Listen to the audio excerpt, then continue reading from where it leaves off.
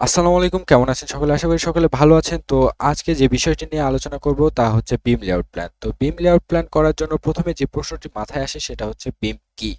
তো বিম হচ্ছে এমন একটি আনুভূমিক কাঠামো যা কলাম, দেওয়াল বা খুঁটির উপর অবস্থান করে এবং এর উপর আরোপিত লোডকে কলামে স্থানান্তরিত করে। অর্থাৎ বিম হচ্ছে এমন একটি আনুভূমিক কাঠামো যা কলামের উপর অবস্থান করবে এবং এর উপর আরোপিত লোড অর্থাৎ এই বিমের উপর যে লোডগুলো থাকবে, যেমন ছাদের লোড হতে পারে এবং বিভিন্ন দ্রব্য সামগ্রীর লোড হতে পারে অথবা দেওয়ালের লোড হতে পারে, এই লোডগুলো সে আবার কলামে স্থানান্তরিত করবে। ঠিক আছে? তো আশা করছি যে আপনাদের বিম সম্পর্কে যথেষ্ট ধারণা আছে এবং এগুলো আপনারা চেনেন, সেজন্য এই বিষয় নিয়ে আর বেশি বিস্তারিত আলোচনা করতে চাচ্ছি না। তো আজকের মূল টপিকে আসি, সেটা হচ্ছে যে বিম লেআউট প্ল্যান। তো বিম লেআউট প্ল্যান করার জন্য আপনাদের সর্বপ্রথম যে বিষয় যেটি লাগবে সেটা হচ্ছে কলাম লাগবে, কারণ বিম কলামের উপরেই অবস্থান করে। তো কলাম নেওয়ার জন্য আপনারা আমার সামনে একটি প্ল্যান দেখতে পাচ্ছেন। এই প্ল্যান থেকে আমি কলামগুলো রেখে বাকি যত কিছু আছে সবকিছু আমি ডিলিট করে দেব। ঠিক আছে? তো ডিলিট করার জন্য আমি যে কাজটি করব সেটা হচ্ছে আমি লেয়ারে যাব। লেয়ারে যাওয়ার পরে এখানে কলাম যেটা আছে, কলামের যে লক আছে এই লকটা আমি লক করে দিব। ঠিক আছে? লক করার পরে আমি করব কি, এখান থেকে অর্ধেক সিলেক্ট করব, সিলেক্ট করে ডিলিট, তারপরে এই অর্ধেক সিলেক্ট করে ডিলিট। ওকে, এখন এতটুকু সিলেক্ট করে ডিলিট। তো আমার সামনে শুধু বিম গুলো দেখতে পাচ্ছেন। এখন আমি লকটা অন করে দিব। ঠিক আছে? লকটা অন করে দিলাম। কলামগুলো দেখতে পাচ্ছেন। তো কলামগুলোতে আমি এখন বিম তৈরি করব। তো বিম তৈরি করা খুবই সোজা। ঠিক আছে? তো বিম তৈরির জন্য আমি সর্বপ্রথম একটা লাইন নিব, সেজন্য কিবোর্ড থেকে এল লিখে এন্টার দিলাম। দেওয়ার পরে বিমের ঠিক কলামের ঠিক এই কর্নার থেকে এই কলামের এই কর্নার পর্যন্ত একটা লাইন টানলাম। ঠিক আছে? তারপরে করব কি, এই কর্নার থেকে এই কর্নার পর্যন্ত একটা লাইন, দেন এই কর্নার থেকে এই কর্নার পর্যন্ত একটা লাইন।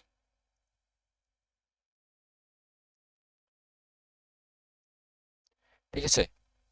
তো তো আরেকটি বিষয় আমি বলে রাখি যে বিম যেহেতু একটি স্ট্রাকচারাল আরসিসির কাজ, তাই এগুলো আকার এর উপর আরোপিত লোড হিসাব করে করা হয়ে থাকে। ঠিক আছে? মানে বিমগুলো যে আকার সেগুলো হচ্ছে এর উপর কি পরিমাণ লোড পড়বে তার উপর নির্ভর করে এর আকারগুলো নির্বাচন করা হয়ে থাকে।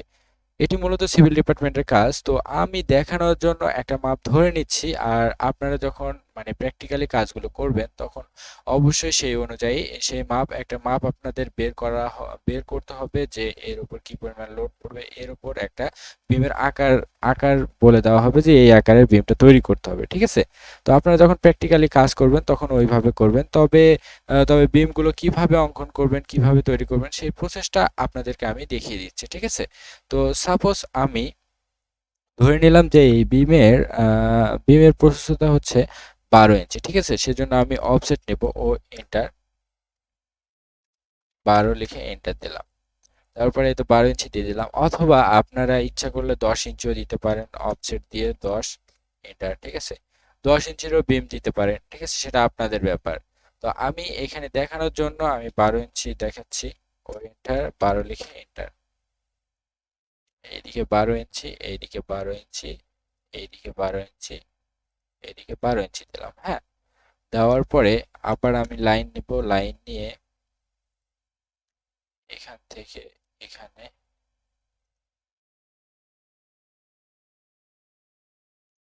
এখান থেকে এখানে,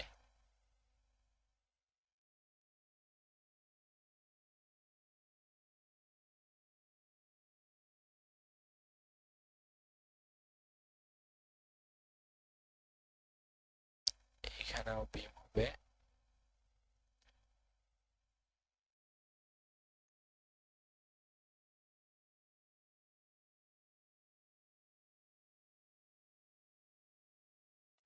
এরপরে আমি আবার অফসেট নিব এন্টার, 12 এন্টার। তবে আরেকটা কথা সেটা হচ্ছে যে এই এই সবগুলো বিম কিন্তু আমি 12 ইঞ্চি দিচ্ছি। ঠিক আছে? অনেক সময় দেখা যায় যে এই বিমের আকারগুলো ভিন্ন ভিন্ন হয়ে থাকে। ঠিক আছে? তো সেইটা কোনো প্যারা নাই, কোনো প্যারা নেওয়ার দরকার নেই, রিল্যাক্সে কাজ করতে হবে। অবশ্যই আপনাদেরকে মাপগুলো বলে দেওয়া হবে যে এইগুলো এরকম মাপে দেন। ঠিক আছে? তো এই হচ্ছে আমি বিমগুলো অঙ্কন করে ফেলছি। এখন আমি কিছু মডিফাই করব, সেজন্য ট্রিম কমান্ড ইউজ করব। যেমন এখানে আমাদের লাইন চলে এসছে, এটাকে যখন ইয়ে করবো তখন দেখতে খারাপ লাগবে, সেই জন্য এগুলো আমি ডিলিট করে দেব, এই লাইনগুলো কেটে দেব, ট্রিম করে দিচ্ছি সবগুলো, এখানে আছে।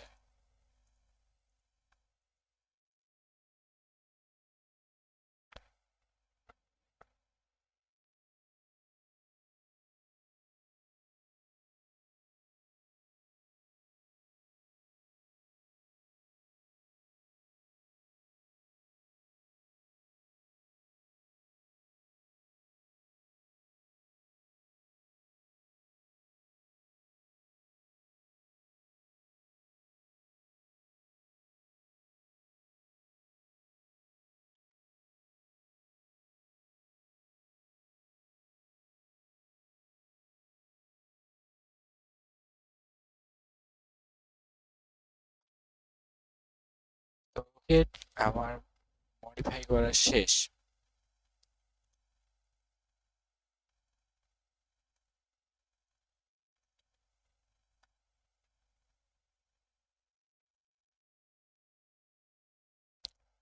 তো বিমগুলো আপনারা এইভাবে তৈরি করবেন, তৈরি করার পরে এইগুলোর অবশ্যই আপনাদেরকে নামকরণ করতে হবে, ঠিক? তো বিমগুলো তৈরি করা হওয়ার পরে আমাদেরকে বিমগুলোর নামকরণ করতে হবে। তো নামকরণ করার জন্য বিমের নামকরণ দুটা কারণে আলাদা হতে পারে, ঠিক আছে?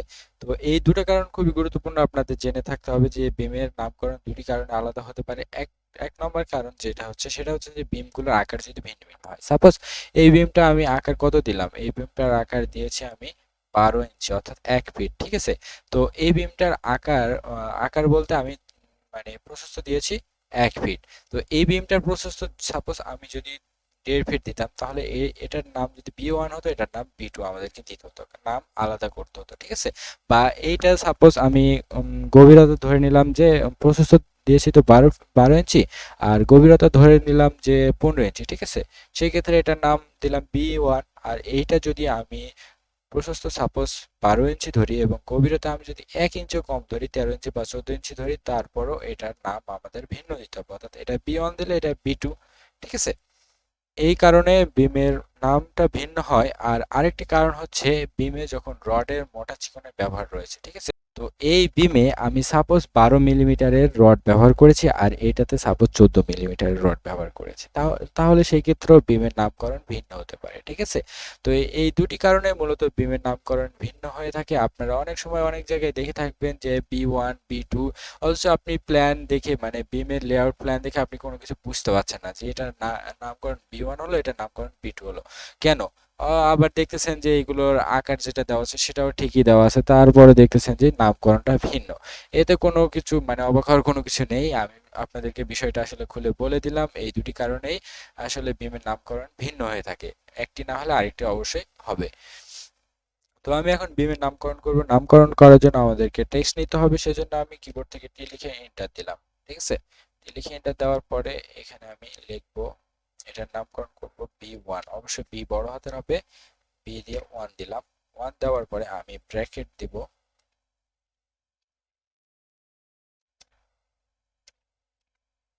ব্র্যাকেটে আমি এই বিমটার আকার দিয়ে দেবো, হ্যাঁ, 12 ইঞ্চি। ক্রস দেওয়ার জন্য এক্স চিহ্ন ব্যবহার করব। 12 ইঞ্চি গুণন 15 ইঞ্চি, আমি সাপোজ এটার গভীরতা আমি 15 ইঞ্চি ধরে নিলাম, ঠিক আছে? দিয়ে আমি 15 ইঞ্চি দিলাম। তো এইটার নামকরণ করা আমাদের হয়ে গেছে, এটাকে এখানে রাখা যাবে, সমস্যা নেই। তো এই বিমগুলোর আরেকটু সৌন্দর্য বৃদ্ধির জন্য আমরা যে কাজটি করব সেটা হচ্ছে এই বিমগুলোকে সিলেক্ট করব, সিলেক্ট করে এইগুলো কালারটা আমরা চেঞ্জ করে দেবো, ঠিক আছে? তাহলে হবে কি এই বিমগুলো আরেকটু সুন্দর বৃদ্ধি পাবে, ঠিক আছে? তো সবগুলোকে সিলেক্ট করব, সিলেক্ট করার পরে আমার বিম লেয়ার নেওয়া আছে, সেটার মধ্যে ফেলাই দেবো, এই তো বিম লেয়ার। ওকে, এখন যে টেক্সট গুলো রয়েছে সেগুলো আমি লিখবো। তো এখানে যে বিমটা ব্যবহার করেছি এই সারি বিমগুলোতে যে কলাম যে রডগুলো আমি ব্যবহার করেছি সেই রডগুলো সাপোজ আমার মাপ একই রকম, ঠিক আছে? সর্বনিম্ন আরেকটা কথা হচ্ছে যে বিমগুলোতে যে রডগুলো ব্যবহার করা হয় সর্বনিম্ন হচ্ছে 12 মিলিমিটারের, ঠিক আছে? তো আমি এটাকে কপি করব, সিও লিখে এন্টার। এখন এই উপরে ধরবো, ধরে প্রতিটা বিমে আমি দিয়ে দেব।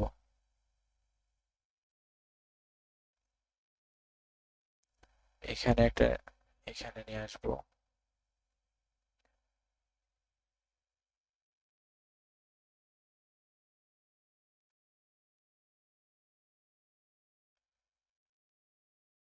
এগুলো সবগুলোতে একই দেওয়ার কারণ, সাপোজ এইগুলোতে আমার যেহেতু আকার একই রকম রয়েছে এবং সাপোজ এগুলোতে আমি রডও একই রকম ব্যবহার করেছি, সেজন্য আমি নামকরণটা একই রকম করলাম, ঠিক আছে। কিন্তু এই পাশে যে বিমগুলো রয়েছে এগুলোর ক্ষেত্রে আমি নামকরণটা একটু ভিন্ন করব। হ্যাঁ, তো কারণটা হচ্ছে আমি ধরে নিচ্ছি যে এই সাইডে আমি রডগুলো অন্য রকমের রড ব্যবহার করছি বা আর একটু মোটা রড ব্যবহার করেছি, ঠিক আছে। সেই জন্য আমি নামকরণটাও ভিন্ন করব। সেই জন্য আমি করব কি, এখান থেকে আমি কপি করব, এখানে কপি করলাম, কপি করার পরে এটাকে আমি রোটেট করব, আরও লিখে এন্টার। হ্যাঁ, রোটেট, রোটেট করলাম। এখন এটাকে একটু এডিট করে নেব। এটার নামকরণ সাপোজ আমি বি2 দিলাম, কারণ এখানে যে রডগুলো ব্যবহার করেছি সেগুলো আমার একটু মোটা রড। তো এটাকে একটু মিডলে নিয়ে আসলাম, নেওয়ার পরে এটাকে কপি করব, সি ও লিখে এন্টার। এখানে ধরবো, এই সাইডে যত বিম আমার রয়েছে সবগুলোতে সাপোজ।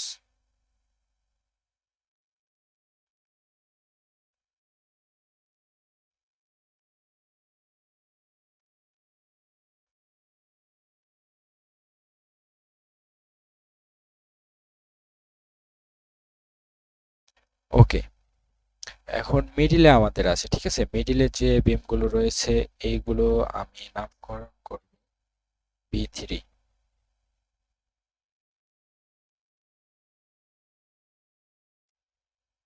বি3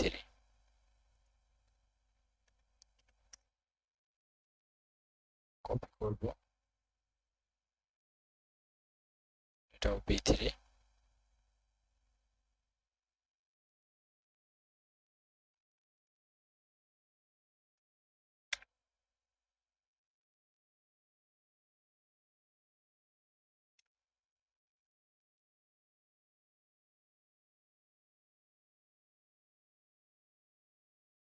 আর এখানে যেটা রয়েছে,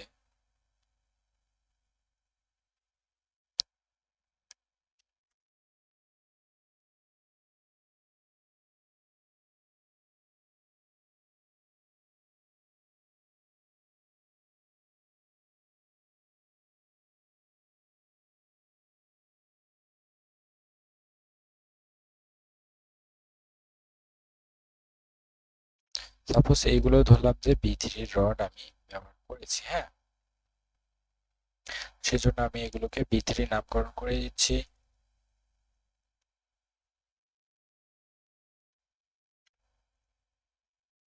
আর এখানে যে সিঁড়িতে যে বিমগুলো রয়েছে এগুলো আমি বি4 দিব।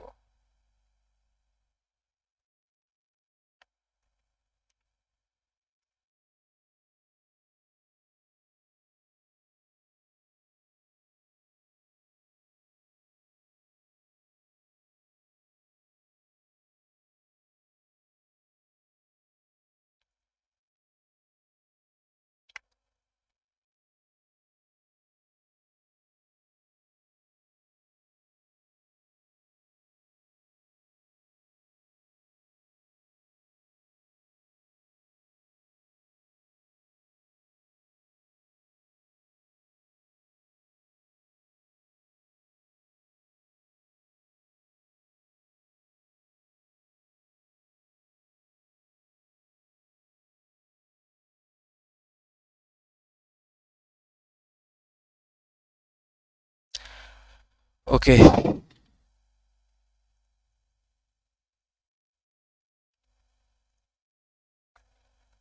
আমার অলরেডি বিমগুলো নামকরণ করা কমপ্লিট, ঠিক আছে। এখন আমার সর্বশেষ যে কাজটি রয়েছে সেটা হচ্ছে আমি নিচে একটা টেক্সট নেব, টেক্সট টেক্সট নেওয়ার জন্য লিখে এন্টার দিলাম। এখন এখানে লিখবো,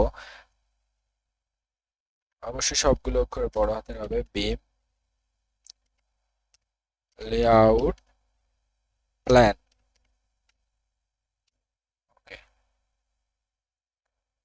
এটাকে মিডিলে নিয়ে আসবো, এটাকে সিলেক্ট করে একটু বড় করে দেবো, 7 আছে, বন্ধ করে দিলাম।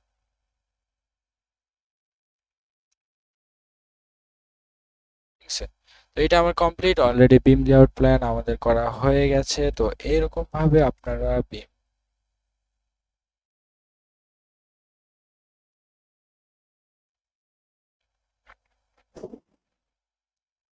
তো এখানে সর্বশেষ আপনারা যে কাজটা করতে পারেন সেটা হচ্ছে যে এগুলো ডাইমেনশন গুলো দিয়ে দিতে পারেন, অর্থাৎ বিমগুলো যে ডাইমেনশন রয়েছে এগুলো আপনারা দিয়ে দিবেন। ওকে, সাপোজ